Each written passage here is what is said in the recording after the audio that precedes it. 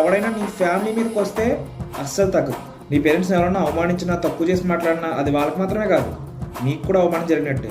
అవును, సో దీన్ని కరెక్ట్ చేయడానికి నువ్వు ఎక్కడికైనా వెళ్ళొచ్చు, వెళ్ళాలి కూడా. ఎందుకంటే వాళ్ళు ఇచ్చిన లైఫ్, వాళ్ళకి అవమానం జరుగుతుంటే నువ్వు ఎలా చూస్తూ ఊరుకుంటావు? అది వాళ్ళకి జరిగిన అవమానమే కాదు, నీకు కూడా జరిగిన అవమానం. సో దాన్ని నువ్వే చేంజ్ చేయాలి.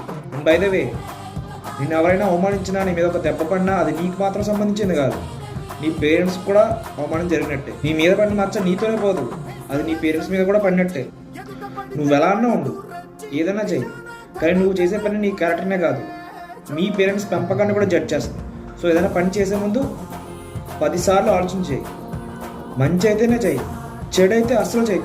నీకు లేట్ రియలైజేషన్ అయినా సరే దాన్ని ఆపేసే అక్కడే. ఎందుకంటే నువ్వు చేసిన తప్పు పని నీతోనే ఆగిపోదు కదా, నీ పేరెంట్స్ దాకా తీసుకెళ్తుంది, వాళ్ళని రోడ్డు మీద పడేస్తుంది. నువ్వు ఇద్దాం అనుకున్న లైఫ్ ఇది కాదు కదా వాళ్ళకి. నిన్ను కష్టపడి పెంచి ఇంత పెద్ద చేసినప్పుడు నువ్వు తిరిగి వాళ్ళ మనశ్శాంతిని దూరం చేయకుండా ఉంటే చాలు. ఎందుకంటే మనం అంతా మిడిల్ క్లాస్ పీపుల్, మనకంతా ఒకటే quotation, family is everything and everything for family. నీకు అర్థమై ఉంటుంది. ఎవడైనా నీ ఫ్యామిలీ మీదకి వస్తే అస్సలు తగ్గకు.